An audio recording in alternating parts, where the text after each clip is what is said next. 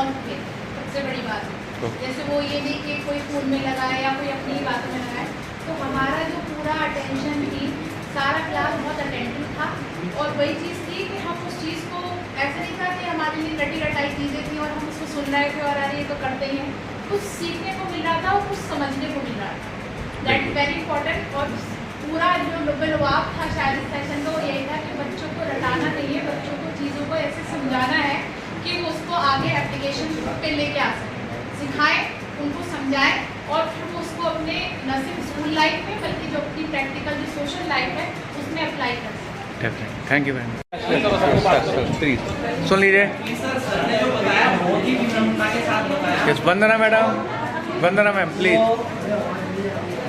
जी sir ने पूरी बातें बताई हैं वो हम जब शिक्षण कार्य करने जाएंगे उसमें हमारे लिए बहुत यूजफुल रहेगी।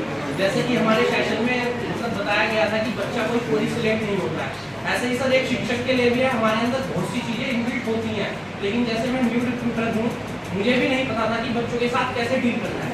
तो इस ट्रेनिंग के माध्यम से सर ने कैसे बताया कि आप बच्चों की भावना को समझ सकते हैं, आप उसे कैसे समझा सकते हैं। तो वो चीज़ सर सीखने को मिली और इसे हम आगे अप्लाई करेंगे और आउटपुट लेंगे। जिस तरीके से पुरानी चीज़ें सब हमारी दोबारा से जो रिविजन हुआ मतलब जो हमने BEd वगैरह में मैनेजमेंट का पढ़ा था उस हिसाब से सब मतलब बच्चों के साथ रख के बस उसी लेवल का हो गया था जवाब। तो फिर से रिफ्रेशमेंट हो गया और वो भी सर की इतनी अच्छी तरह से सर ने हम लोग को समझाया कि लगा कि वापस हम BEd की क्लास में ही चले गए। ओके, बहुत अच्छा लगा। एक ऐसा स्टूडेंट जो आज मुझे मिले सर, वास्तव में उन्होंने एक इनोवेशन हमारे बीच प्रस्तुत किया। ये सत्य है कि बच्चा जब तक हमें इन्वॉल्व नहीं होगा तो वास्तव में बेहतर कम्युनिकेशन नहीं हो पाएगा, ये सत्य बात है। और उन्होंने कुछ मुहावरों को बताया, जैसे वो कुत्ता सब था तो उसे कुत्ता हो गया है, और एक गधा है तो उसे गधा हो गया है, यानी भाषाओं के अपरूपण हो गए हैं। इससे वो जो प्रथा है वो चली आ रही है। तो उसी बात को कह रहे थे कि जो 19वीं शताब्दी की हमारी शिक्षा थी वो 20वीं शताब्दी में भी वही चली आ रही है, उसमें कोई इनोवेशन 20वीं शताब्दी जैसा नहीं हुआ है। यानी जो मोबाइल है पहले 1G था, फिर 2G था, 4G हुआ, फिर 5G हो गया, यानी हमारा 1G पे ही चल रहा है। तो कहने का मतलब ये है कि उनका इनोवेशन मुझे बहुत अच्छा लगा, कहने का मतलब समझाने का तरीका था बहुत अच्छा लगा। सबसे बड़ी बात तो ये बात बताई कि इन्वॉल्व, कि बच्चा हम में इन्वॉल्व हो जाए तो एजुकेशन का ट्रांसफर हो जाए, सारी चीज़ों का। अब इन्वॉल्व कैसे करना है, उन्होंने उसके परिवेश नरेंद्र मोदी जी का हवाला दिया, फिर आमिर खान का हवाला दिया। तो उसके बच्चे के परिवेश के बारे में बात कीजिए तो उससे उत्सुकता जाएगी, भैया मैं सर मेरे बारे में बात कर रहे हैं, मेरे बारे में बात की सर आज मेरे बारे में बात कर रहे हैं, तो उसे आज उत्सुकता जागेगी और उसकी बातों को ध्यान से सुनना शुरू कर देगा।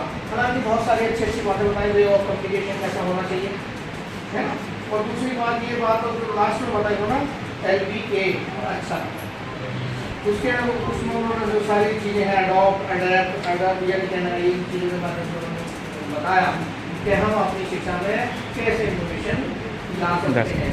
Thank you. थैंक यू एक झाड़ और ड्रा, ठीक है।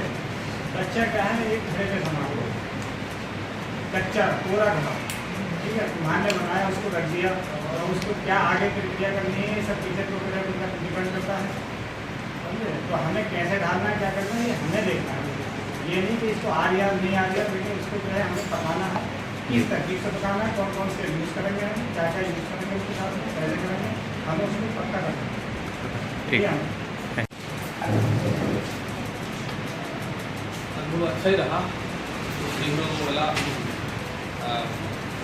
पिछला जो पढ़ा हुआ था काफ़ी समय पहले जो भूल गए थे, उलझे हुए थे विद्यालय की रोज की नित्य नई समस्याओं में, उनसे निकल कर थोड़ा जो पिछला याददाश्त ताज़ा हुई जी। Management, school management, classroom management में कहाँ क्या कमी रह जा रही है हमसे, उस कमी को हम कैसे जो है वो पूरी करें। तो ये सब चीज़ रिकॉर्ड हो गई। बाकी चीज़ जो समस्याएँ तो लगी रही कि नई नई योजनाएँ आती रही हैं और आती रहेंगी आगे भी।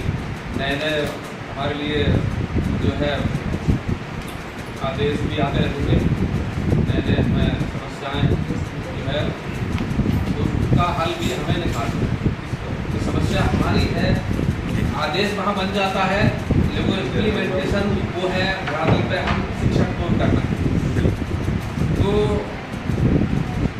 न किसी हम सफ़र न किसी हमनसी से निकलेगा और हमारे पैर का कांटा हम ही से निकले। कोई समस्या हमारी है, समाधान उसका हमें ही निकालना होगा, चाहे जैसे भी निकालें, तरीका नहीं भी अपना तरीके से निकाला। Thank you. तो यही मेरा विचार है कि हम जो है समस्या जुटते रहेंगे, लेकिन समस्याओं से कभी हिम्मत बना रहेंगे। खौफ क्या जमाने की हवा नासाज है जी, खौफ क्या कर जमाने की हवा। देखिए सर कुछ शेर भी बता रहे हैं। और मुश्किलों का सामना ही जिंदगी का राज है, बहुत अच्छे से। मुश्किलें आती रहेंगी, जाएंगी जी, लेकिन हमें हिम्मत नहीं हारनी है। ठीक है हौसला बना रखना है। जी। सर हमें बच्चे को क्लास में उसकी भाषा के अनुसार परिवार से जोड़ते हुए उसे हमें अपने साथ मिलाकर उसकी समझ को रखते हुए हमें उसको कामयाब जी बनाना है। बिल्कुल बिल्कुल। और जो हमें यहाँ आवश्यकता अनुसार जो चीज़ें सिखाई गई हैं उन्हीं में उनको करना है। Thank you, thank you.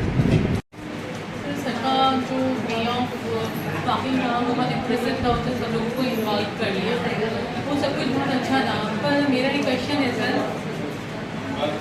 ये प्लीज़ प्लीज़। सर हम जब भी बात करते हैं हाइपोथेटिकल क्लास की बात कर रहे हैं कि हम चाहे मतलब एक्टिविटीज़ के थ्रू में अगर आप पढ़ा रहे हैं, आपने बोला एक्टिविटीज़ करिए, या और सब लोगों ने भी बोला कि बच्चा 100% आपका इन्वॉल्व होगा। सर मेरा 8 इयर्स का टीचिंग एक्सपीरियंस है और मैं हमेशा अपनी टीचिंग में इनोवेशन एक्टिविटी और मेरी रीच रहती है कि हमेशा कि मैं अपने लास्ट स्टूडेंट तक पहुँचूँ जल्दी। वो समझता है नहीं समझता है दैट इज़ अनदर थिंग।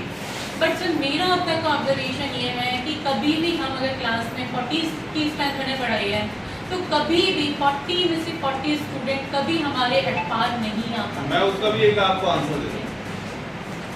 कई बार आप स्टूडेंट लाइफ में अपने आप लोग चले जाइए, आपने ये देखा होगा कि जो टीचर ने हमें बताया वो बहुत अच्छा बताया, सही था, लेकिन कुछ पॉइंट्स ऐसे थे जो हमारे क्लियर नहीं हुए।